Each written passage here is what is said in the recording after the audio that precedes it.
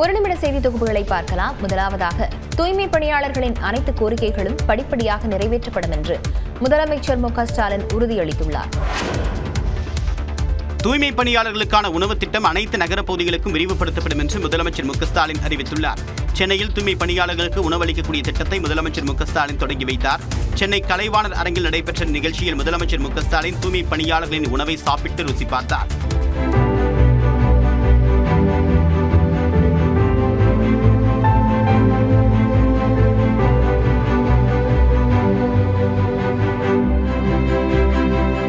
பிறகு பேசிய முதலமைச்சர் தூய்மை பணியாளர்களின் வேலை பணி அல்ல, சேவை என்றும் பாராட்டினார். அவர்களின் பசியை போக்கவும் ஆரோக்கியமான உணவு அளிக்கக்கூடிய நோக்கத்திலும் இந்த திட்டம் தொடங்கி வைக்கப்பட்டதாக முதலமைச்சர் கூறினார். இன்னைக்கு தொடங்கப்பட்டிருக்கக்கூடிய இந்த முதலமைச்சரின் உணவு திட்டம் வருகிற டிசம்பர் 6ஆம் தேதி முதல் அனைத்து மாநகராட்சிகள் மற்றும் நகராட்சிகளுக்கும் விரிவுபடுத்தப்படும். தொடர்ந்து பேசிய முதலமைச்சர் தூய்மை பணியாளர்களுக்கான ஓய்வறைகள் குறித்த அறிவிப்பை வெளியிட்டார். பெருநகர சென்னை மாநகராட்சியோட 200 வார்டுகளையும் தூய்மை பணியாளர்களுக்காக பிரத்யேகமாக 300 சதுர அடி அளவில் உடை மாற்றும் அறை, கழிப்பறை உள்ளிட்ட வசதிகளோடு ஓய்வறைகள் கட்டப்பட்டு அது பயன்பாட்டுக்கு கொண்டு வரப்படும். தூய்மை பணியாளர்களின் அனைத்து கோரிக்கைகளும் படிப்படியாக நிறைவேற்றப்படும் என்று முதலமைச்சர் மு க ஸ்டாலின் உறுதியளித்தார். தூய்மை பணியாளர்களை மதிக்கக்கூடிய வகையில் பொதுமக்கள் சுய ஒழுக்கத்துடன் நடந்து கொள்ள வேண்டும் என்றும் அவர் அறிவுறுத்தினார். நீட் விலக்கு மசோதாவுக்கு குடியரசுத் தலைவர் ஒப்புதல் அளிக்க மறுத்ததை எதிர்த்து உச்சநீதிமன்றத்தில் தமிழ்நாடு அரசு புதிய மனு தாக்கல் செய்துள்ளது. நீட் தேர்வில் இருந்து தமிழ்நாட்டிற்கு விலக்கு கோரும் மசோதாவை கடந்த 2021ஆம் ஆண்டு தமிழ்நாடு அரசு சட்டமன்றத்தில் நிறைவேற்றியது. இந்த மசோதாவை குடியரசுத் தலைவர் ஒப்புதலுக்கு தமிழ்நாடு ஆளுநர் RN ரவி அனுப்பினார். இந்நிலையில் கடந்த மார்ச் மாதம் மசோதாவை நிராகரித்து குடியரசுத் தலைவர் திருப்பி அனுப்பினார். குடியரசுத் தலைவரின் முடிவை எதிர்த்து தமிழ்நாடு அரசு தரப்பில் உச்சநீதிமன்றத்தில் புதிய மனு தாக்கல் செய்யப்பட்டுள்ளது. அதில் இளநிலை நீட் விலக்கு மசோதாவை நிராகரித்து திருப்பி அனுப்பியது அரசியல் சாசனத்திற்கு எதிரானது எனவும் குடியரசுத் தலைவரின் முடிவை ரத்து செய்ய வேண்டும் எனவும் தமிழ்நாடு அரசு குறிப்பிட்டுள்ளது. மேலும் நீட் மசோதாவுக்கு அரசியல் சாசன பிரிவு 254(2) படி ஒப்புதல் அளித்ததாக உச்சநீதிமன்றம் அறிவிக்க வேண்டும் அல்லது குடியரசுத் தலைவர் ஒப்புதலுக்காக மசோதாவை ஆளுநர் மீண்டும் அனுப்ப வேண்டும் எனவும் தமிழ்நாடு அரசு மனுவில் கோரியுள்ளது. இந்த மனு விரைவில் விசாரணைக்கு எடுத்துக் கொள்ளப்படும் என எதிர்பார்க்கப்படுகிறது. பொங்கல் பண்டிகைக்கான ரயில் டிக்கெட் முன்பதிவு தொடங்கிய சில நிமிடங்களிலேயே வெற்றி தீர்ந்தது. ரயில்வேயில் 60 நாட்களுக்கு முன்பே டிக்கெட் முன்பதிவு செய்யும் வசதி அமலில் உள்ளது. அந்த வகையில் ஜனவரி 14ஆம் தேதி போகி பண்டிகை என்று பயணிப்பதற்கான ரயில் டிக்கெட் முன்பதிவு நேற்று காலை 8 மணிக்கு தொடங்கியது. IRCTC இணையதளம் மற்றும் முன்பதிவு மையங்கள் வாயிலாக பயணிகள் ஆர்வத்துடன் முன்பதிவு செய்தனர். சென்னையில் இருந்து தென் மாவட்டங்களுக்கு செல்லும் கன்னியாகுமரி, நெல்லை, பாண்டியன், பொதிகை, செந்தூர், முத்துநகர் உள்ளிட்ட விரைவு ரயில்களில் சில நிமிடங்களில் டிக்கெட் முன்பதிவு முடிந்து காத்திருப்போர் பட்டியல் காட்டியது. இதேபோன்று குருவாயூர், கொல்லம், சிலம்பு உள்ளிட்ட ரயில்களிலும் டிக்கெட்டுகள் அனைத்தும் விற்று தீர்ந்தன.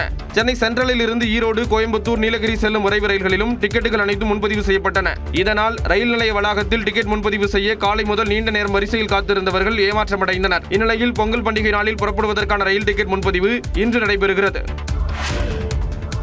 வங்கக்கடலில் காற்றழுத்த தாழ்வு பகுதி உருவாகியுள்ள நிலையில் இன்று 4 மாவட்டங்களுக்கு ஆரஞ்சு அலர்ட் விடுக்கப்பட்டுள்ளது. தென்மேற்கு வங்கக்கடல் பகுதியில் புதிய குறைந்த காற்றழுத்த தாழ்வு பகுதி உருவானதாகவும் இது அடுத்த 24 மணி நேரத்தில் மேற்கு வடமேற்கு நோக்கி மெதுவாக நகரக்கூடும் எனவும் வானிலை ஆய்வு மையம் தெரிவித்துள்ளது. தற்பொழுது உருவாகியுள்ள காற்றழுத்த தாழ்வு பகுதி புயலாக வலுப்பெறாது என நியூஸ் 18 தமிழ்நாட்டிற்கு தனியார் வானிலை ஆய்வாளர் பிரதீப் ஜான் தெரிவித்துள்ளார். இந்நிலையில் கடலூர், மயிலாடுதுறை, திருவாரூர், நாகப்பட்டினம் ஆகிய 4 மாவட்டங்களில் இன்று மிக கனமழை வாய்ப்புள்ளதாக வானிலை ஆய்வு மையம் கணித்துள்ளது. தஞ்சாவூர், புதுக்கோட்டை, சிவகங்கை, ராமநாதபுரம் மற்றும் விழுப்புரம் மாவட்டங்களில் கனமழை பெய்யக்கூடும் என்றும் தெரிவித்துள்ளது. அதேபோல காரைக்காலில் மிக கனமழைக்கும் புதுச்சேரியில் கனமழைக்கும் வாய்ப்புள்ளதாக கூறியுள்ளது. சென்னை மற்றும் புறநகர் பகுதிகளில் இடி மின்னலுடன் கூடிய மிதமான மழை பெய்ய வாய்ப்பு இருப்பதாகவும் நாளையும் நாளை மறுநாளும் கனமழை பெய்யக்கூடும் எனவும் வானிலை ஆய்வு மையம் கணித்துள்ளது. இந்த சூழலில் கனமழை எச்சரிக்கை விடுக்கப்பட்டுள்ள மாவட்ட ஆட்சியர்கள் உரிய முன்னெச்சரிக்கை நடவடிக்கைகளை எடுக்க வேண்டும் என தமிழ்நாடு அரசு அறிவுறுத்தியுள்ளது. சபரிமலையில் இன்று மாலை நடை திறக்கப்படுகிறது. கார்த்திகை மாத பிறப்பையொட்டி மண்டல மற்றும் மகர விளக்கு பூஜைக்காக சபரிமலை ஐயப்பன் கோவில் நடை இன்று திறக்கப்படுகிறது. தென்னிந்தியாவில் மிகவும் புகழ்பெற்ற ஆன்மீக ஸ்தலங்களில் ஒன்றாக விளங்கும் சபரிமலை ஐயப்பன் கோவிலில் ஒவ்வொரு ஆண்டு மண்டல பூஜை மற்றும் மகர விளக்கு பூஜையை முன்னிட்டு லட்சக்கணக்கான பக்தர்கள் விரதம் இருந்து தரிசனம் மேற்கொள்வர். டிசம்பர் 27ஆம் தேதி மண்டல பூஜையும் ஜனவரி 14ஆம் தேதி மகர விளக்கு பூஜையும் நடைபெற உள்ளது. இந்த நிலையில் நடப்பு மண்டல பூஜைக்காக சபரிமலை ஐயப்பன் கோவில் நடை இன்று மாலை 5 மணிக்கு திறக்கப்படுகிறது. வரும் 17ஆம் தேதி முதல் மண்டலகால பூஜைகள் தொடங்குகின்றன. நடப்பு மண்டல பூஜையையொட்டி சபரிமலை தரிசனத்திற்கான ஆன்லைன் முன்பதிவு கடந்த 1ஆம் தேதி தொடங்கியது. டிசம்பர் 1ஆம் தேதி வரை 22 லட்சத்திற்கும் அதிகமான பக்தர்கள் முன்பதிவு செய்துள்ளனர். எனினும் பம்பா, நிலக்கல், எரிமேலி, வண்டிப்பெரியார், சத்திரம் மற்றும் செங்கனூர் ஆகிய இடங்களில் ஸ்பாட் புக்கிங் நடைபெறும் எனவும் நாள்தோறும் 20,000 பக்தர்கள் ஸ்பாட் புக்கிங் மூலம் ஐயப்பனை தரிசிக்கலாம் எனவும் தேவசம் போர்டு தெரிவித்துள்ளது. சென்னையில் ஆபரண தங்கத்தின் விலை சவரனுக்கு 1520 ரூபாய் குறைந்துள்ளது. சர்வதேச பொருளாதார நிலை, டாலருக்கு நிகரான இந்திய ரூபாயின் மதிப்பு, உள்ளூர் சந்தை ஆகியவற்றின் அடிப்படையில் தங்கம் மற்றும் வெள்ளி விலை நாள்தோறும் நிர்ணயிக்கப்பட்டு வருகிறது. அந்த வகையில் தீபாவளிக்கு பின்னர் தங்கத்தின் விலை தொடர்ந்து ஏற்ற இறக்கத்துடன் காணப்பட்டது. இந்நிலையில் சென்னையில் ஆபரண தங்கத்தின் விலை நேற்று சவரனுக்கு 1520 ரூபாய் குறைந்தது. இதனால் ஒரு சவரன் தங்கம் 92,400 ரூபாய்க்கு விற்கப்பட்டது. 1 கிராம் தங்கம் 11,550 ரூபாய்க்கு விற்பனையானது. வெள்ளி விலை கிராமுக்கு 5 ரூபாய் குறைந்த நிலையில் 1 கிலோ வெள்ளி 1,75,000 ரூபாய்க்கு விற்பனை செய்யப்பட்டது. நடப்பு வார தொடக்கத்தில் 165 ரூபாயாக இருந்த 1 கிராம் வெள்ளி 183 ரூபாய் வரை உயர்ந்து தற்போது 175 ரூபாய்க்கு விற்கப்பட்டு வருகிறது. நாமக்கல்லில் முட்டை கொள்முதல் விலை வரலாற்றில் இதுவரை இல்லாத அளவாக 5 ரூபாய் 95 பைசாவாக உயர்ந்துள்ளது. நாமக்கல் மண்டலத்தில் 1000க்கும் மேற்பட்ட கோழிப்பண்ணைகள் உள்ளன. இங்கு 7 கோடிக்கும் மேற்பட்ட கோழிகள் வளர்க்கப்பட்டு தினமும் 6 கோடிக்கும் மேற்பட்ட முட்டைகள் உற்பத்தி செய்யப்படுகிறது. அவ்வாறு உற்பத்தி செய்யப்படும் முட்டைகள் தமிழ்நாடு அரசின் சத்துணவு திட்டத்திற்கும் வெளிநாட்டிற்கும் ஏற்றுமதி செய்யப்பட்டு வருகிறது. இந்த முட்டைகளின் விலையை தேசிய முட்டை ஒருங்கிணைப்பு குழு நிர்ணயித்து வருகிறது. அந்த வகையில் முட்டை கொள்முதல் விலை 5 ரூபாய் 90 பைசாவாக இருந்த நிலையில் தற்போது 5 பைசா உயர்ந்துள்ளது. அதன்படி ஒரு முட்டையின் கொள்முதல் விலை வரலாற்றில் இதுவரை இல்லாத அளவாக 5 ரூபாய் 95 பைசாவாக அதிகரித்துள்ளது. கடந்த 4 நாட்களில் மட்டும் 35 பைசா விலை உயர்ந்திருப்பதால் கோழிப்பண்ணை விற்பனையாளர்கள் மகிழ்ச்சியடைந்துள்ளனர். சில்லறை விற்பனை கடைகளில் முட்டை விலை 7 ரூபாய் வரை விற்கப்படுவதால் பொதுமக்கள் அதிர்ச்சியடைந்துள்ளனர். தள்ளுவண்டியில் உணவுப் பொருட்கள் விற்பனை செய்வோரும் கட்டாயம் உரிமம் பெற்றிருக்க வேண்டும் என தமிழக உணவு பாதுகாப்புத்துறை உத்தரவிட்டுள்ளது. கடற்கரைகள், பூங்காக்கள், பிரதான சாலைகள், பொழுதுபோக்கு இடங்கள் போன்ற பகுதிகளில் தள்ளுவண்டி கடைகள் அதிகம் உள்ளன. இந்த கடைகளை நடத்துவோரில் பெரும்பாலானோர் உணவு பாதுகாப்புத்துறையின் உரிமம் இல்லாமல், முறையான பராமரிப்பு இல்லாமல் உணவுப் பொருட்களை தரமற்ற முறையில் விற்பனை செய்வதாக புகார்கள் எழுந்துள்ளன. இந்த நிலையில் தள்ளுவண்டியில் உணவுப் பொருட்களை விற்பனை செய்வோர் முறையாக உணவு பாதுகாப்புத்துறை விதியின்படி பதிவு உரிமம் பெற்றிருக்க வேண்டும் என தமிழக உணவு பாதுகாப்புத்துறை உத்தரவிட்டுள்ளது. அரசு இ-சேவை மையங்கள் வழியே இலவசமாக லைசென்ஸ் பெறலாம் என தெரிவிக்கப்பட்டுள்ளது. எனவே உரிமம் இல்லாமல் உணவுப் பொருட்கள் விற்பனை செய்தால் தள்ளுவண்டி கடையின் உரிமையாளருக்கு நோட்டீஸ் வழங்க மாவட்ட உணவு பாதுகாப்புத்துறை அலுவலர்களுக்கு உத்தரவு பிறப்பிக்கப்பட்டுள்ளது. பீகார் மக்கள் சாதி அரசியலை புறந்தள்ளியுள்ளதாக பிரதமர் தெரிவித்துள்ளார்.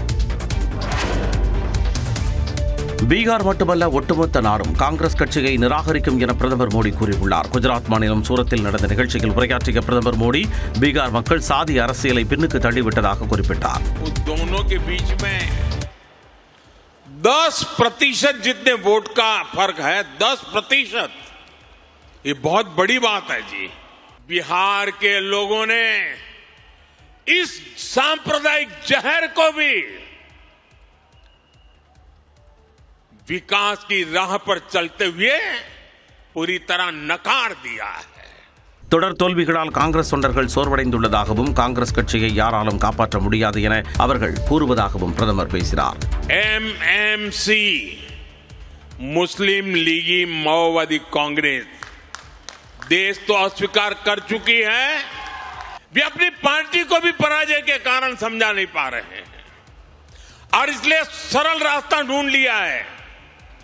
कभी ईवीएम हरा देता है, कभी इलेक्शन कमीशन हरा देता है, कभी मतदाता सूची का शुद्धिकरण हरा देता है. एक ऐसी बहानेबाजी उन्होंने खोज ली है. அரசியல் ஆய்வாளர்கள் பீகார் முடிவுகளை பகுப்பாய்வு செய்ய பல மாதங்கள் ஆகும் எனவும் பிரதமர் மோடி குறிப்பிட்டார். பீகார் சட்டப்பேரவை தேர்தலில் படுதோல்வி அடைந்த நிலையில் தோல்விக்கான காரணங்கள் குறித்து காங்கிரஸ் தேசிய தலைவர் மல்லிகார்ஜுன கார்கே தலைமையில் ஆலோசனைக் கூட்டம் நடைபெற்றது. பீகாரில் சட்டப்பேரவை தேர்தலில் ஆளும் பாஜக, ஐக்கிய ஜனதா தளம் கட்சிகள் அடங்கிய தேசிய ஜனநாயக கூட்டணி 202 இடங்களை கைப்பற்றி ஆட்சியை தக்க வைத்துள்ளது. அதே நேரம் காங்கிரஸ், ராஷ்டிரிய ஜனதா தளம், இடதுசாரிகள் அடங்கிய மகாகத்பந்தன் கூட்டணி வெறும் 35 இடங்களை மட்டுமே கைப்பற்றி படுதோல்வி அடைந்தது. அதிலும் காங்கிரஸ் 61 இடங்களில் போட்டியிட்டு வெறும் 6 இடங்களில் மட்டுமே வென்றது. இந்நிலையில் டெல்லியில் காங்கிரஸ் தலைவர் மல்லிகார்ஜுன கார்கே தலைமையில் தேர்தல் தோல்விக்கான காரணம் குறித்து ஆராய ஆலோசனைக் கூட்டம் நடைபெற்றது. கூட்டத்தில் மக்களவை எதிர்க்கட்சித் தலைவர் ராகுல் காந்தி, கருணாநிதி, காங்கிரஸ் பொதுச் செயலாளர் KC வேணுகோபால், மூத்த தலைவர் அஜய் மகான் உள்ளிட்டோர் கலந்து கொண்டனர். இதில் அடுத்த கட்ட நடவடிக்கைகள் குறித்து ஆலோசிக்கப்பட்டதாக கூறப்படுகிறது. முன்னதாக தேர்தல் தோல்வியை குறிப்பிட்டு பீகாரில் மிகப்பெரிய அளவில் வாக்கு திருட்டு நடைபெற்றிருப்பதாக காங்கிரஸ் கட்சி குற்றம் சாட்டியிருந்தது குறிப்பிடத்தக்கது. பீகார் சட்டப்பேரவை தேர்தல் அனைவருக்குமான பாடம் என்று முதலமைச்சர் மு.க. ஸ்டாலின் தெரிவித்துள்ளார். எக்ஸ் பக்கத்தில் பதிவேற்றக்கூடிய முதலமைச்சர் பீகார் தேர்தலில் வெற்றி பெற்ற நிதிஷ்குமாருக்கு வாழ்த்து தெரிவித்திருப்பதோடு அந்த மாநில மக்களின் எதிர்பார்ப்பை பூர்த்தி செய்ய வேண்டும் என்றும் கேட்டுக் கொண்டுள்ளார். கடுமையாக உழைத்த இளம் தலைவர் தேஜஸ்வி யாதவுக்கும் தன்னுடைய வாழ்த்துக்களை தெரிவிப்பதாக குறிப்பிட்டுள்ளார். இந்தியா கூட்டணியில் உள்ள தலைவர்கள் தற்போதைய சவால்களை எதிர்கொள்ளக்கூடிய வகையில் உக்திகளை வகுக்க வேண்டும் என்றும் குறிப்பிட்டுள்ளார். இந்த தேர்தலில் தேர்தல் ஆணையத்தின் மதிப்பு தரம் தாழ்ந்து விட்டதாக குற்றம் சாட்டியுள்ள முதலமைச்சர் தேர்தலில் தோற்றவர்கள் கூட தேர்தல் ஆணையத்தின் செயல்பாடுகள் மீது நம்பிக்கை கொள்ளக்கூடிய வகையில் அதிக அளவில் ஒருதலைபட்சமற்ற முறையில் தேர்தல் ஆணையம் செயல்பட வேண்டும் என்று வலியுறுத்தியுள்ளார். பீகார் சட்டப்பேரவை தேர்தல் அனைவருக்குமான பாடம் என்றும் முதலமைச்சர் மு.க. ஸ்டாலின் குறிப்பிட்டுள்ளார். ஆட்சி அதிகாரத்தை பயன்படுத்தி SIR பணிகளில் திமுக முறைகேடுகளில் ஈடுபடுவதாக குற்றம் சாட்டியுள்ள எதிர்க்கட்சித் தலைவர் எடப்பாடி பழனிசாமி அதை கண்டித்து நாளை ஆர்ப்பாட்டம் நடைபெறும் என்று அறிவித்துள்ளார். இது தொடர்பாக அவர் வெளியிட்டுள்ள அறிக்கையில் தேர்தல் ஆணையத்தால் நடத்தப்படும் SIR பணிகளை தடுத்து நிறுத்த திமுக முயல்வதாக தெரிவித்துள்ளார். திமுக அமைச்சர்கள் முதல் உறுப்பினர்கள் வரை பல்வேறு பதவிகளில் இருப்பவர்கள் SIR பணிகளில் முறைகேட்டில் ஈடுபடுவதாக குற்றம் சாட்டியுள்ளார். களத்திற்கு வரும் வாக்குச்சாவடி நிலை அலுவலர்கள் பெரும்பாலும் தேர்தல் ஆணையத்தின் இணையதளத்தில் குறிப்பிட்டவர்கள் அல்லாமல் வேறு நபர்களாகவே இருப்பதாக கூறியுள்ளார். வாக்குச்சாவடி நிலை அலுவலர்கள் திமுக நிர்வாகிகளால் நியமிக்கப்பட்ட திமுக அனுதாபிகளாகவே இருப்பதாகவும் தெரிவித்துள்ளார். வீடு வீடாக சென்று வாக்காளர்களை சந்தித்து SIR படிவங்களை வழங்காமல் திமுக அலுவலகங்களிலோ அல்லது வீதிகளிலோ படிவங்கள் விநியோகிக்கப்படுவதாகவும் எடப்பாடி பழனிசாமி குற்றம் சாட்டியுள்ளார். இதனால் மூத்த குடிமக்கள், மாற்றுத்திறனாளிகள் வாக்குரிமை இழக்கும் நிலை உருவாகியிருப்பதாகவும் தெரிவித்துள்ளார். இதற்கு காரணமான திமுக அரசை கண்டித்து நாளை ஒருங்கிணைந்த சென்னை மாவட்ட அதிமுக சார்பில் கண்டன ஆர்ப்பாட்டம் நடைபெறும் என்று எடப்பாடி பழனிசாமி அறிவித்துள்ளார். வாக்காளர் பட்டியல் தீவிர திருத்தத்தால் ஏழைகள் அதிகம் பாதிக்கப்படுவதாக விஜய் கூறியுள்ளார். தமிழ்நாட்டில் யாருக்கும் வாக்குரிமை இல்லை எனும் நிலை வரக்கூடும் என தவிக தலைவர் விஜய் சந்தேகம் எழுப்பியுள்ளார். வாக்காளர் பட்டியல் சிறப்பு தீவிர திருத்தம் தொடர்பாக வீடியோ வெளியிட்டுள்ள தவிக தலைவர் விஜய் தமிழ்நாட்டில் தற்போது யாருக்கும் வாக்களிக்க உரிமை இல்லை என்றால் நம்புவீர்களா என கேள்வி எழுப்பியுள்ளார். தான் யாரையும் பயமுறுத்தவில்லை என்றும் தமிழ்நாட்டில் யாருக்கும் வாக்குரிமை இல்லை என்ற நிலை வந்தால் அதற்கு வாக்காளர் சிறப்பு திருத்தமே காரணம் என்றும் விஜய் கூறியுள்ளார். குறிப்பாக இளம் வாக்காளர்கள் மிகவும் கவனமாக இருக்க வேண்டும் என்றும் விஜய் அறிவுறுத்தினார். நம்ம ஜென்சி கிட்ஸ், நம்ம ஃபஸ்ட் டைம் ஓட்டர்ஸ், நம்ம புது வாக்காளர்கள், நம்ம நண்பா நண்பிகள், அவங்க ரொம்ப கேர்ஃபுல்லாக இருக்கணும். நான் ஆல்ரெடி சொன்ன மாதிரி உங்களுக்கான ஃபார்ம், அந்த ஃபார்ம் நம்பர் 6, அதை கரெக்டான டீட்டெயில்ஸோட கரெக்டான உங்கள் டாக்குமெண்ட்ஸை வச்சு அதை சப்மிட் பண்ணுங்கள். முக்கியமாக நம்மளுடைய டிவிகே தோழர்களுக்கு அந்த ஃபார்ம் கிடைக்க மாட்டேங்குது, கொடுக்க மாட்டேன்றாங்க அப்படின்ற சில கம்ப்ளைண்ட்ஸ்.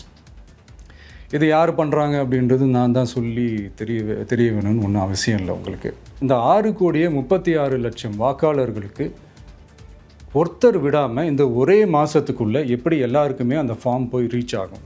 ஆட்சியாளர்களின் கைப்பாவையாக வாக்குச்சாவடி நிலை அலுவலர்கள் செயல்படுவதாக குற்றம் சாட்டிய விஜய் தவிகவினருக்கு விண்ணப்பங்கள் கிடைப்பதில்லை என்றும் குற்றம் சாட்டினார். எங்களுக்கு no competition in the world, யாருமே எங்களுக்கு இந்த உலகத்தில். தஞ்சாவூர் மாவட்டம் பூதலூரில் நாம் தமிழர் கட்சி சார்பில் நடைபெற்ற தண்ணீர் மாநாட்டில்தான் சீமான் இப்படி பேசியுள்ளார். ஆறுகள் ரத்த நாளங்கள் போன்றதென பேசிய சீமான் ஆறுகளில் அணை கட்டுவது பக்கவாதம் ஏற்படுவதை போன்றது என தெரிவித்துள்ளார். தமிழ்நாட்டில் விவசாய நிலங்கள் முப்போகம் விளைந்திருந்தால் மீத்தேன், ஹைட்ரோ கார்பன் எரிவாயு எடுக்கும் பிரச்சனை வந்திருக்காது என தெரிவித்தார். பேரணை கட்டினால் அந்த இடத்திலே நீர் தேங்கிவிடும்.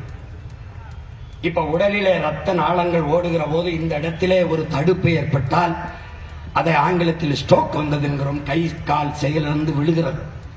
கருணாநிதி, எம்ஜிஆர் போன்றோரை பார்த்து அரசியலுக்கு வரவில்லை என்றும் கூறினார். கர்நாடகா மேகதாதுவில் அணை கட்ட முயற்சிக்கும் போது தமிழ்நாட்டு ஆட்சியாளர்கள் வேடிக்கை பார்ப்பதாக தெரிவித்த சீமான் அரசின் இலவசங்களையும் விமர்சித்தார். எல்லாம் இலவசம்டா. நம்ம இலவசத்தை எதிர்த்த உடனே விலையில்லா மடிக்கணினி, விலையில்லா மிக்சி. நான் கேட்டேன், அம்மா எங்களுக்கு விலை இல்லை. ஐயா எங்களுக்கு விலை இல்லை, உங்களுக்கு அந்த அவன் கொடுக்கறவனு விலை இல்லாம கொடுத்துட்டானா? தன் நாட்டு குடிகளுக்கு தரமான தூய நீரை ஏன் இலவசமா தர முடியவில்லை? முன்னதாக தஞ்சை, திருவாரூர், நாகை உள்ளிட்ட மாவட்டங்களில் உள்ள 15 தொகுதிகளுக்கான வேட்பாளர்களை சீமான் அறிமுகம் செய்து வைத்தார். அண்ணா பல்கலைக்கழகத்தின் கீழ் செயல்படும் கல்லூரிகளுக்கு முறைகேடாக அங்கீகாரம் வழங்கியது தொடர்பாக பல்கலைக்கழக அதிகாரிகள் உட்பட 17 பேர் மீது லஞ்ச ஒழிப்புத்துறை வழக்கு பதிவு செய்துள்ளது. தமிழ்நாட்டில் அண்ணா பல்கலைக்கழகத்தின் கீழ் சுமார் 480 கல்லூரிகள் செயல்பட்டு வருகின்றன.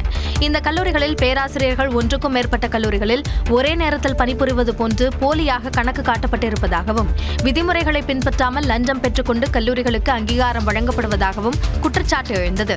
இந்த குற்றச்சாட்டுகள் தொடர்பாக விசாரணை நடத்த பல்கலைக்கழகம் தரப்பில் குழு அமைக்கப்பட்டது.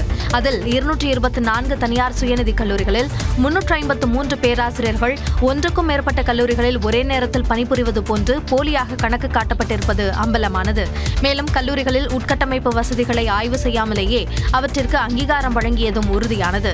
இந்த முறைகேடுகள் தொடர்பாக அண்ணா பல்கலைக்கழகத்தின் துணை இயக்குநர்கள் சித்ரா, ஜீலோ எலிசபெத், முன்னாள் பதிவாளர் ரவிக்குமார், தற்போதைய பொறுப்பு பதிவாளர் பிரகாஷ் மீது லஞ்ச ஒழிப்புத்துறை வழக்கு பதிவு செய்துள்ளது. இதேபோன்று காஞ்சிபுரம் மாதா பொறியியல் கல்லூரி, கோவை கதிர் பொறியியல் கல்லூரி, திருவள்ளூரில் உள்ள வெங்கடேஸ்வரா பொறியியல் கல்லூரி நிர்வாகிகள் உள்ளிட்ட 17 பேர் மீது வழக்கு பதிவு செய்யப்பட்டுள்ளது. பிஎட் முடித்த பட்டதாரிகளுக்கு இன்று ஆசிரியர் தகுதி தேர்வின் 2ஆம் தாள் தேர்வு நடைபெற உள்ளது. தமிழ்நாடு முழுவதும் இடைநிலை ஆசிரியர் பயிற்சி முடித்தவர்களுக்கு ஆசிரியர் தகுதி தேர்வு நடைபெற்றது. தமிழ்நாட்டில் உள்ள அரசு மற்றும் அரசு உதவி பெறும் பள்ளிகளில் பணியாற்றுவதற்கு ஆசிரியர் தேர்வு வாரியம் நடத்தும் தகுதி தேர்வில் தேர்ச்சி பெற்றிருக்க வேண்டும். அதாவது 1 முதல் 5ஆம் வகுப்பு வரை பாடம் எடுக்க இடைநிலை ஆசிரியர் பயிற்சி பெற்றவர்கள் தாள் 1 தேர்விலும், 8 முதல் 8ஆம் வகுப்பு வரை பாடம் எடுக்க பிஎட் முடித்த பட்டதாரிகள் தாள் 2ஆம் தேர்விலும் தேர்ச்சி பெற வேண்டும். இந்நிலையில் நடப்பாண்டுக்கான ஆசிரியர் தகுதி தேர்வுக்கான அறிவிப்பு கடந்த ஆகஸ்ட் 11ஆம் தேதி வெளியிடப்பட்டது. இதில் இடைநிலை ஆசிரியர் பயிற்சி முடித்தவர்களுக்கான தாள் 1 தேர்வுக்கு 1,07,370 பேர் விண்ணப்பித்துள்ளனர். இதேபோன்று பிஎட் முடித்த பட்டதாரிகளுக்கான தாள் 2 தேர்விற்கு 3,73,438 பேர் விண்ணப்பித்துள்ளனர். இந்நிலையில் தமிழ்நாடு முழுவதும் 367 மையங்களில் டெட் தாள் 1 தேர்வு இன்று காலை 10 மணி முதல் மதியம் 1 மணி வரை நடைபெற்றது. கோவையில் 15 தேர்வு மையங்களில் 3,890 பேர் தேர்வு எழுதினர். நெல்லையில் 11 மையங்களில் 69 மாற்றுத்திறனாளிகள் உட்பட 3,350 பேர் தேர்வு எழுதினர். தென்கொரிய நாட்டின் ஹ்வாசங் நிறுவனம் முதலீடுகள் தமிழ்நாட்டிற்கு பதிலாக ஆந்திராவிற்கு சென்றுவிட்டதாக எதிர்க்கட்சித் தலைவர் எடப்பாடி பழனிசாமி குற்றம் சாட்டியுள்ளார். தனது எக்ஸ் பக்கத்தில் பதிவிட்டுள்ள எதிர்க்கட்சித் தலைவர் எடப்பாடி பழனிசாமி, வெறும் ஷோ ஆஃப் ஆட்சியாளர்கள் நடத்தும் ஆட்சியில் தமிழகத்திற்கு தொழில்கள் எப்படி வரும் என்று வினவியுள்ளார். கொரிய நாட்டைச் சேர்ந்த ஹ்வாசங் நிறுவனம் தமிழ்நாட்டை விட்டு தற்போது ஆந்திராவில் தொழில் தொடங்க உள்ளதாக அறிவித்திருப்பதாக குறிப்பிட்டுள்ளார். வருவதாக சொன்ன நிறுவனங்களை பேக்கப் செய்யும் சூழலில்தான் திமுக ஆட்சி இருப்பதாகவும் இதற்கான காரணங்களை ஆய்வு செய்ய வேண்டியது அவசியம் என்றும் கூறியுள்ளார். இதேபோல தமிழ்நாட்டில் 1,720 கோடி ரூபாய் முதலீட்டில் காலனி தொழிற்சாலை அமைக்க இருந்த தென்கொரிய நிறுவனம் புரிந்துணர்வு ஒப்பந்தத்தை ரத்து செய்துவிட்டதாக கூறியுள்ள பாமக தலைவர் அன்புமணி, தமிழ்நாட்டில் முதலீடுகள் குவிவதாக திமுக அரசு நடத்தி வந்த பொய் பரப்புரையின் முகமூடி இதன் மூலம் கிழிக்கப்பட்டிருப்பதாக விமர்சித்துள்ளார். வாய்ப்புகளின் பூமியாக இருந்த தமிழ்நாட்டை தவறவிட்ட வாய்ப்புகளின் பூமியாக திமுக மாற்றியிருப்பதாக பாஜக முன்னாள் மாநில தலைவர் அண்ணாமலையும் கண்டனம் தெரிவித்துள்ளார். பரவலாக்கப்பட்ட வளர்ச்சி நோக்கத்திற்கு உதவாத முதலீடுகளுக்கு தமிழ்நாடு அரசு அதிக முக்கியத்துவம் அளிப்பதில்லை என எடப்பாடி பழனிசாமிக்கு அமைச்சர் டிஆர்பி ராஜா பதிலளித்துள்ளார். தனது எக்ஸ் பக்கத்தில் பதிவிட்டுள்ள அவர், நாட்டின் நம்பர் 1 நகரமயமாக்கப்பட்ட தமிழ்நாட்டில் இருப்பவை அதிக மதிப்புள்ள நிலங்கள் என குறிப்பிட்டுள்ளார். புதிதாக முதலீடு செய்யும் நிறுவனங்களுக்கு வழங்கப்படும் ஊக்கத்தொகை மற்றும் நிறுவனம் மூலம் கிடைக்கும் வேலை வாய்ப்புகள் ஆகியவற்றின் மதிப்பை ஒப்பிடாமல் அந்த நிலங்களை சாதாரணமாக கொடுத்துவிட முடியாது என தெரிவித்துள்ளார். தமிழ்நாட்டின் பரவலாக்கப்பட்ட வளர்ச்சி நோக்கத்திற்கு உதவாத முதலீடுகளுக்கு நாம் அதிக முக்கியத்துவத்தை கொடுப்பதில்லை என்றும் விளக்கம் அளித்துள்ளார். ஏனென்றால் அதே இடத்தில் பல நிறுவனங்கள் பல திட்டங்களோடு ஒவ்வொரு நாளும் முதலமைச்சர் அலுவலகத்தை நாடுவதாகவும் 2021 முதல் திராவிட மாடல் ஆட்சியில் இதுவரை போடப்பட்ட 1000க்கும் மேலான புரிந்துணர்வு ஒப்பந்தங்களில் 77% மேலான ஒப்பந்தங்கள் உறுதி செய்யப்பட்டுள்ளதாகவும் தெரிவித்துள்ளார். உண்மைக்கு மாறான அரைகுறை தகவல்களை தன்னுடைய எஜமான கட்சியின் அதிகாரம் இழந்த பிரதிநிதி பேசிவிட்டார் என்பதற்காக போட்டிக்காக அவர் சொன்ன பொய்யை வெளியிடுவது எதிர்க்கட்சி தலைவருக்கு அழகல்ல என்றும் கூறியுள்ளார்.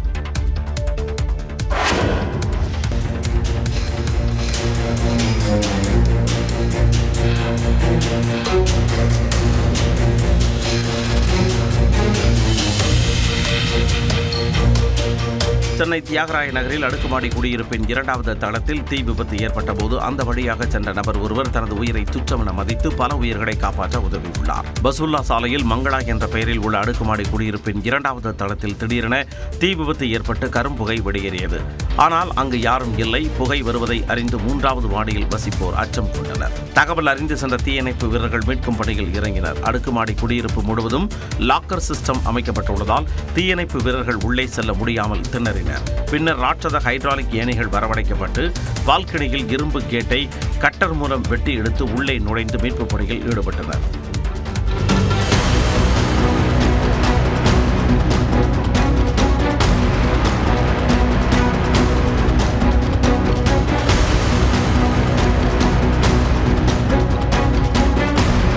இதனிடையே பாடியைச் சேர்ந்த விமல்ராஜ் என்பவர் தீ விபத்து ஏற்பட்டதைக் கண்டு மாடியில் ஏறி அங்கிருந்தவர்களை மீட்க உதவினார். ரொம்ப கஷ்டப்பட்டு பக்கத்து ஃபிளாட்ல இருந்து ட்ரில் மிஷின் கொடுத்து அப்புறம் ஃபயர் வந்து அதுக்கப்புறம் தான் உங்களை காப்பாற்றணுமே. நம்ம ஒரு மெடிசன் ஃபீல்ட்ல இருக்கிறோம். நான் ஒரு மெடிக்கல் ஷாப்ல மெடிசன் கொடுத்துட்டு வந்தேன். வண்டியில பாதி மெடிசன் இருக்கு. அது இனிமேல் தான் டெலிவரி பண்ணோம். அது ஃபயரை பார்த்த உடனே நமக்கு நீண்ட போராட்டத்திற்கு பிறகு தீ அணைக்கப்பட்டது. நல்வாய்ப்பாக உயிர் சேதம் எதுவும் ஏற்படவில்லை.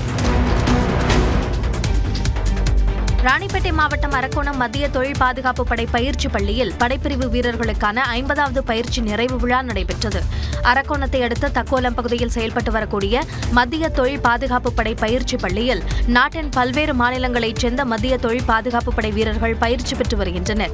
ஜம்மு காஷ்மீர், உத்தராகண்ட், குஜராத், தமிழ்நாடு, ஆந்திரா, கர்நாடகா, கேரளா உட்பட 12 கம்பெனி பிரிவுகளைச் சேர்ந்த பாதுகாப்பு படை வீரர்கள் பயிற்சியை முடித்துள்ளனர். 1457 பெண்கள், 422 ஆண்கள் என மொத்தம் 1879 காவலர்கள் பயிற்சியை நிறைவு செய்துள்ளனர். 12 கம்பெனி பிரிவுகளைச் சேர்ந்த பாதுகாப்பு படை வீரர்கள் பிரம்மாண்டமாக அணிவகுத்து வந்தனர். பின்னர் பயிற்சியை நிறைவு செய்து உறுதிமொழி எடுத்துக் கொண்டனர். பயிற்சி நிறைவு விழாவில் ஐஜி சரவணன் சிறப்பு விருந்தினராக பங்கேற்று திறந்தவெளி வாகனத்தில் சென்றபடி வீரர்களின் அணிவகுப்பு மரியாதையை ஏற்றுக்கொண்டார். கரூர் நெரிசல் வழக்கில் முதல் முறையாக பாதிக்கப்பட்ட குடும்பங்களிடம் சிபிஐ விசாரணை நடைபெற்றது. கரூர் கூட்ட நெரிசலில் உயிரிழந்தவர்களின் வீடுகளுக்கு சென்று சிபிஐ அதிகாரிகள் விசாரணை நடத்தினர். கரூர் வேலுச்சாமிபுரத்தில் கடந்த செப்டம்பர் மாதம் 27ஆம் தேதி தாவைக்கா தலைவர் விஜய் பரப்புரை மேற்கொண்டபோது நெரிசலில் சிக்கி குழந்தைகள், பெண்கள் உட்பட 41 பேர் உயிரிழந்தனர். இது தொடர்பான வழக்கை சிபிஐ விசாரித்து வரும் நிலையில் நெரிசல் சம்பவம் நடந்த இடத்தை முழுவதுமாக சிபிஐ குழுவினர் அளவீடு செய்தனர். பின்னர் அந்த பகுதியில் கடை வைத்திருப்பவர்களுக்கு சம்மன் அனுப்பி விசாரித்தனர். இதையடுத்து ஆம்புலன்ஸ் உரிமையாளர்கள், ஓட்டுநர்களிடமும் விசாரணை நடத்திய சிபிஐ அதிகாரிகள் விஜயின் பரப்புரை வாகனத்தில் இருந்த சிசிடிவிகளில் பதிவான காட்சிகளை பெற்றனர். இந்நிலையில் முதன்முறையாக சம்பவத்தில் உயிரிழந்தவர்களின் குடும்பத்தினரிடம் விசாரணையை தொடங்கியுள்ளனர். 3 குழுக்களாக பிரிந்து சென்ற சிபிஐ அதிகாரிகள் பாதிக்கப்பட்டவர்களிடம் விசாரித்தனர். கரூர் மாவட்டம் கோதூர் பகுதியில் 2 சிறுமிகளை இழந்த குடும்பத்தினரிடம் 3 அதிகாரிகள் 1 மணி நேரத்திற்கு மேலாக விசாரணை நடத்தினர்.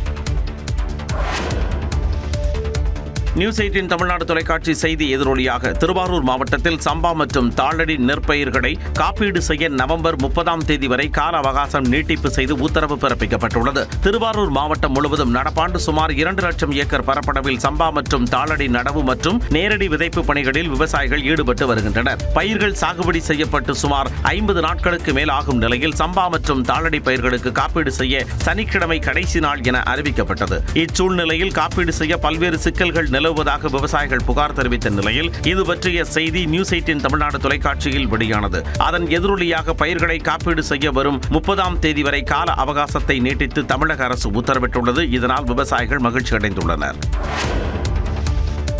கோவை மாவட்டம் வால்பாறை அருகே உள்ள கருமலை எஸ்டேட் பகுதியில் பள்ளி வளாகத்திற்குள் யானைகள் கூட்டமாக நுழைந்து கதவு, ஜன்னல் மற்றும் மாணவர்களின் இருக்கைகளை உடைத்து சேதப்படுத்தியுள்ளன. வால்பாறை சுற்றுவட்டார பகுதிகளில் கடந்த சில தினங்களாக வனவிலங்குகளின் நடமாட்டம் தொடர்ந்து அதிகரித்து காணப்படுகிறது. அதிலும் யானைகள் அதிக அளவில் வனப்பகுதியை விட்டு வெளியேறி எஸ்டேட் குடியிருப்புக்குள் நுழைந்து அங்குள்ள ரேஷன் கடைகளையும் வீடுகளையும் இடித்து சேதப்படுத்தி வருவது தொடர்கதையாக உள்ளது. இதனிடையே கருமலை எஸ்டேட் பகுதியில் அரசு உதவி பெறும் பள்ளி ஒன்றில் யானைகள் கூட்டமாக சென்று ஜன்னல் கதவுகளை உடைத்து மாணவர்கள் அமரும் இருக்கைகளையும் உடைத்து சேதப்படுத்தியுள்ளது.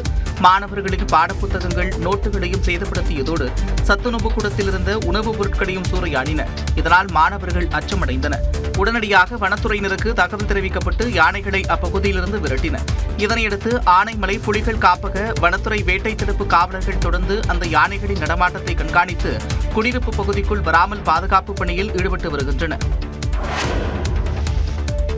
விசைத்தறி தொழிலாளர்களை வெளிநாடுகளுக்கு அழைத்து சென்று முறைகேடாக கிட்னி தானம் பெற்ற வழக்கில் முக்கிய இடைத்தரகரை காவல்துறையினர் கைது செய்துள்ளனர். நாமக்கல் மாவட்டம் பள்ளிப்பாளையத்தில் கிட்னி திருட்டு விவகாரம் தொடர்பாக உயர்நீதிமன்ற கிளை உத்தரவின் பேரில் சிறப்பு புலனாய்வு குழுவினர் விசாரித்து வருகின்றனர். இந்த வழக்கு தொடர்பாக இடைத்தரகர்கள் ஸ்டான்லி மோகன், ஆனந்த் ஆகியோர் கைது செய்யப்பட்டு சேலம் மத்திய சிறையில் அடைக்கப்பட்டிருந்தனர். இவர்களை சிறப்பு புலனாய்வு பிரிவு காவல்துறையினர் 5 நாட்கள் காவலில் எடுத்து விசாரணை நடத்தினர். அப்போது கிட்னி மோசடி தொடர்பாக போலி ஆவணங்கள் தயாரித்ததாக கூறப்படும் மருத்துவமனைகள் குறித்தும் வாக்குமூலம் பதிவு செய்யப்பட்டது. மேலும் கிட்னி மோசடியில் பள்ளிப்பாளையம் சத்யா நகரைச் சேர்ந்த முத்துசாமி என்கிற முத்தையனுக்கு தொடர்பு இருப்பதும் தெரியவந்தது. அவர் ஏழ்மை நிலையில் உள்ள விசைத்தறி தொழிலாளர்களை இலங்கை, நேபாளம் உள்ளிட்ட வெளிநாடுகளுக்கு அழைத்து சென்று முறைகேடாக கிட்னி விற்பனையில் ஈடுபட்டதும் வெளிச்சத்திற்கு வந்தது. இதனையடுத்து சிறப்பு புலனாய்வு காவல்துறையினர் முத்தையனை கைது செய்து சேலம் மத்திய சிறையில் அடைத்தனர். அத்துடன் அவரது பாஸ்போர்ட்டையும் பறிமுதல் செய்தனர். நீதிமன்ற காவலில் எடுக்கப்பட்ட இடைத்தரகர்கள் ஆனந்த், ஸ்டான்லி மோகன் ஆகியோரிடம் விசாரணை நிறைவடைந்ததை அடுத்து அவர்களும் சிறையில் அடைக்கப்பட்டனர். நேஷனல் பெர்மிட் என்ற பெயரில் தமிழ்நாடு அரசின் வருவாயை மத்திய அரசு பறித்துக் கொள்வதாக அமைச்சர் சிவசங்கர் குற்றம் சாட்டியுள்ளார். ஆம்னி பேருந்துகளுக்கான மாநில வரி விவகாரத்தில் கேரளா, கர்நாடக அரசுகளுடன் பேசி விரைவில் நல்ல முடிவு எடுக்கப்படும் என்று தமிழ்நாடு போக்குவரத்து துறை அமைச்சர் சிவசங்கர் உறுதியளித்துள்ளார். சென்னை முகப்பேரில் தமிழ்நாடு போக்குவரத்து துறை சார்பில் 3வது பெட்ரோல் பங்கை பொதுமக்கள் பயன்பாட்டிற்காக அமைச்சர்கள் சிவசங்கர், மா சுப்பிரமணியன் ஆகியோர் திறந்து வைத்தனர். தொடர்ந்து நியூஸ் 18 தமிழ்நாடு தொலைக்காட்சிக்கு பிரத்யேக பேட்டியளித்த அமைச்சர் சிவசங்கர் ஆம்னி பேருந்துகளுக்கான மாநில வரி விவகாரம் குறித்த கேள்விகளுக்கு பதிலளித்தார். இந்த மாநிலத்தில் இருக்கின்ற வாகனங்களுக்கு வரி வசூலிக்கின்ற உரிமை இந்த மாநிலத்திற்கு மாத்திரமே சொந்தமானது. ஒன்றிய அரசானது இந்த வரி வருவாயையும் அவர்கள் கைப்பற்றுவதற்கு துடிக்கிறார்கள். அதனால்தான் நேஷனல் பெர்மிட் என்ற பெயர்களை கொண்டு வந்து திணிக்க பார்க்கிறார்கள். அது தமிழ்நாட்டை பொறுத்தவரை முடியாது என்று நாம் சொல்கிறோம். பக்கத்தில் ஒரு சில மாநிலங்கள் ஏற்றுக்கொண்டாலும் அவர்களுக்கும் இந்த நெருடல் இருக்கிறது. தமிழ்நாட்டை பார்த்து மற்ற மாநிலங்களும் இந்த நடவடிக்கைகளுக்கு இறங்குகிறார்கள். எனவே தென் மாநிலத்தை பொறுத்தவரை பேசி ஒரு முடிவு எடுக்கும். அரசு போக்குவரத்து கழகத்தின் புதிய எஸ்இடிசி வால்வோ பேருந்துகள் விரைவில் மக்கள் பயன்பாட்டிற்கு கொண்டுவரப்படும் என்றும் அமைச்சர் சிவசங்கர் கூறினார். நவீன பேருந்துகள் என்பதால் கட்டணம் கூடுதலாகவே இருக்கும் என்றும் தெரிவித்தார். தீவிரவாதத்தை ஊக்குவிக்கும் கட்சி காங்கிரஸ் என அதிமுக முன்னாள் அமைச்சர் ராஜேந்திர பாலாஜி விமர்சித்த நிலையில் அவருக்கு நாவடக்கம் தேவை என காங்கிரஸ் மாநில தலைவர் செல்வ பெருந்தகை எச்சரித்துள்ளார். காங்கிரஸ் கட்சியை கலைச்சிட்டு போயிருங்க, தேவையே இல்லைன்னு. அது நாட்டுக்கு ஆகாது, ஊருக்கு ஆகாது. இன்னைக்கு இருக்கின்ற காங்கிரஸ் காட்டி கொடுக்கின்ற காங்கிரஸ், நாட்டை காட்டி கொடுக்கின்ற காங்கிரஸ், தீவிரவாதத்தை ஊக்குவிக்கின்ற காங்கிரஸ். நாட்டில் என்ன நடக்குது? காங்கிரஸ் கட்சி தலைவர் ராகுல் காந்தி ஆஸ்திரேலியாவில் சுற்றுப்பயணம் பண்ணிட்டு இருக்காரு. திமுக தான் அந்த காங்கிரஸ் கட்சியை, வீணா போன காங்கிரஸ் கட்சியை தூக்கி பிடிச்சிக்கிட்டு இருக்கு. தொப்புன்னு போட்டுருங்க, எந்திரிக்கவே முடியாது அவங்களால.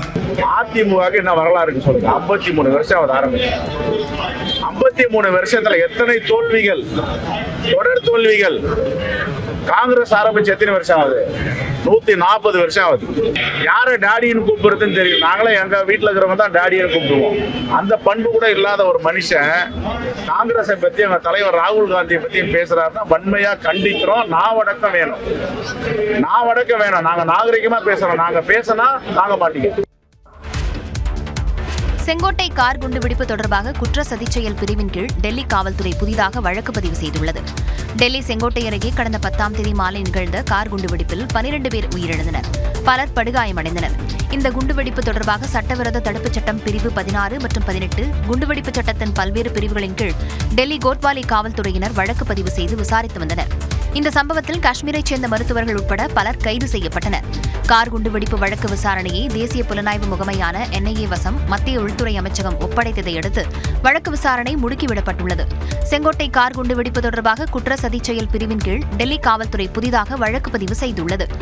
மேலும் கார் குண்டுவெடிப்பு வழக்கில் கைது செய்யப்பட்ட மருத்துவர்கள் முஷாஃபர் அகமது, அதில் அகமது, முசாமில் ஷக்கீல், ஷாஹின் சயீத் ஆகிய 4 பேரின் பெயர்கள் தேசிய மருத்துவ பதிவேட்டிலிருந்து நீக்கப்பட்டுள்ளன. இதனால் இந்த 4 மருத்துவர்களும் இனிமேல் மருத்துவர்களாக செயல்பட முடியாது என்று தெரிவிக்கப்பட்டுள்ளது.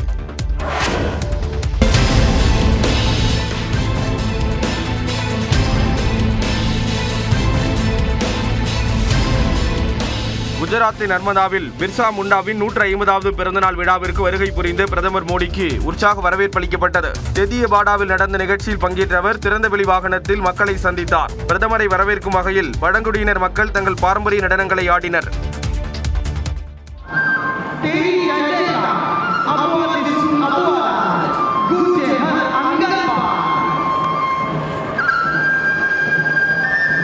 பின்னர் பழங்குடி மக்களின் கோயிலில் பிரதமர் வழிபாடு நடத்தினார்.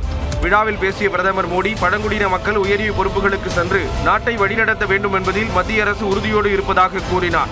देश का नेतृत्व करें। आप देखिए, आज देश की राष्ट्रपति एक आदिवासी महिला है। பழங்குடியின சமூகத்தைச் சேர்ந்த சர்பானந்த சோனோவால் மத்திய அமைச்சராக முழு கப்பல் போக்குவரத்து அமைச்சகத்தை நிர்வகித்து வருவதாக பிரதமர் குறிப்பிட்டார். பீகாரின் அடுத்த முதலமைச்சர் யார் என்ற சஸ்பென்ஸ் நீடிக்கிறது. பீகாரின் புதிய முதலமைச்சராக நிதிஷ்குமார் மீண்டும் தேர்வு செய்யப்பட வாய்ப்புள்ளதாக தகவல் வெளியாகியுள்ளது. பீகார் தேர்தலில் பாஜகவும் நிதிஷ்குமாரின் ஐக்கிய ஜனதா தளமும் தலா 101 இடங்களில் போட்டியிட்டாலும் 85 இடங்களை பெற்ற நிதிஷ் கட்சியை முந்தி பாஜக 89 தொகுதிகளை கைப்பற்றியுள்ளது.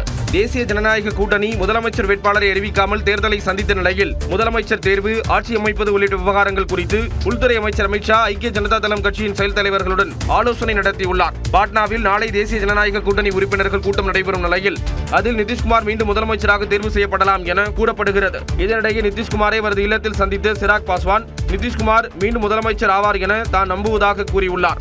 मैं ये मानूंगा कि एक बार फिर से मौजूदा मुख्यमंत्री नीतीश कुमार जी ही हमारे गठबंधन के विधायक, हमारे गठबंधन के नेता के तौर पर मुख्यमंत्री की भूमिका का निर्वहन करने का काम करेंगे. இதற்கிடையே பாட்னாவின் காந்தி மைதானத்தில் பதவியேற்பு விழாவுக்கான ஏற்பாடுகள் நடைபெற்று வருகின்றன. பீகார் சட்டமன்ற தேர்தலில் ராஷ்டிரிய ஜனதா தளம் படுதோல்வியடைந்த நிலையில் அக்கட்சியின் நிறுவனர் லாலு பிரசாத்தின் இளைய மகள் ரோகிணி ஆச்சாரியா அரசியலை விட்டு விலகியுள்ளார். பீகார் சட்டமன்ற தேர்தலில் ஆளும் தேசிய ஜனநாயக கூட்டணி அபார வெற்றி பெற்று ஆட்சியை தக்கவைத்துள்ளது. முக்கிய எதிர்க்கட்சியான ராஷ்டிரிய ஜனதா தளம் வெறும் 25 தொகுதிகளில் மட்டுமே வெற்றி பெற்று படுதோல்வியடைந்தது. இந்நிலையில் ராஷ்டிரிய ஜனதா தள நிறுவனர் லாலு பிரசாத்தின் இளைய மகள் ரோகிணி ஆச்சாரியா அரசியலில் இருந்து விலகுவதாக அறிவித்துள்ளார். எக்ஸ் பக்கத்தில் பதிவிட்டுள்ள அவர் லாலு குடும்பத்தினருடனான உறவை கைவிடுவதாகவும் குறிப்பிட்டுள்ளார். தனது சகோதரர் தேஜஸ்வியின் நெருங்கிய ஆதரவாளரான சஞ்சய் யாதவ் மற்றும் ரமேஷ் ஆகியோரின் வேண்டுகோளை ஏற்று இந்த முடிவை எடுத்திருப்பதாகவும் அனைத்து விமர்சனங்களையும் தானே ஏற்றுக்கொள்வதாகவும் பதிவிட்டுள்ளார். ரோகிணி ஆச்சாரியா மருத்துவம் படித்துவிட்டு திருமணத்திற்கு பிறகு குடும்பத்தினருடன் சிங்கப்பூரில் வசித்து வந்தார். உடல்நலக்குறைவால் பாதிக்கப்பட்ட தனது தந்தைக்கு சிறுநீரகம் தானம் அளித்ததன் மூலம் கட்சிக்குள் செல்வாக்குமிக்க தலைவர்களில் ஒருவராக ரோகிணி ஆச்சாரியா உருவெடுத்தார். கடந்த மக்களவைத் தேர்தலில் சரண் தொகுதியில் பாஜக வேட்பாளர் ராஜீவ் பிரதாப் ரூடியை எதிர்த்து போட்டியிட்டு தோல்வியடைந்தார். இந்நிலையில் ரோகிணி ஆச்சாரியா அரசியலிலிருந்து விலகுவதாக அறிவித்துள்ளார். ரஜினி படத்திலிருந்து சுந்தர் சி விலகிய நிலையில் கதாநாயகனுக்கு பிடித்த கதை கிடைக்கும் வரை கேட்டுக்கொண்டே இருப்போம் என்று தயாரிப்பாளர் கமல்ஹாசன் விளக்கம் அளித்துள்ளார். ரஜினிகாந்தின் 173வது திரைப்படத்தை சுந்தர் சி இயக்க இருப்பதாக அண்மையில் அறிவிக்கப்பட்டது. அத்துடன் கமல்ஹாசனின் ராஜ்கமல் பிலிம்ஸ் நிறுவனம் இதனை தயாரிக்க இருப்பதாகவும் தெரிவிக்கப்பட்டது. ஆனால் திடீரென அறிக்கை வெளியிட்ட சுந்தர் சி தவிர்க்க முடியாத காரணத்தால் இந்த படத்திலிருந்து விலகுவதாக அறிவித்தார். இந்நிலையில் சென்னை விமான நிலையத்தில் செய்தியாளர்களை சந்தித்த கமல்ஹாசன் இதுகுறித்து விளக்கம் அளித்தார். என்னுடைய கருத்து, நான் முதலீட்டாளர், என்னுடைய நட்சத்திரத்துக்கு பிடித்த கதையை எடுப்பதுதான் எனக்கு ஆரோக்கியமான, அதுதான் பண்ணி இல்ல அவருக்கு பிடிக்கிறவர்கள நாங்கள் கதை கேட்டுக்கிட்டே இருக்கோம். தொடர்ந்து பேசிய அவர் ரஜினியுடன் இணைந்து நடிக்கும் படம் குறித்த கேள்விக்கும் பதிலளித்தார். அதுதான் நாங்க இன்னொரு கதை தேடிட்டு இருக்கோம். இப்போதைக்கு இது பண்ணிட்டு எதிர்பாராததை எதிர்பார்க்கும். இந்நிலையில் இவ்விரு படங்களையும் இயக்கப் போவது யார் என்ற எதிர்பார்ப்பு எழுந்துள்ளது.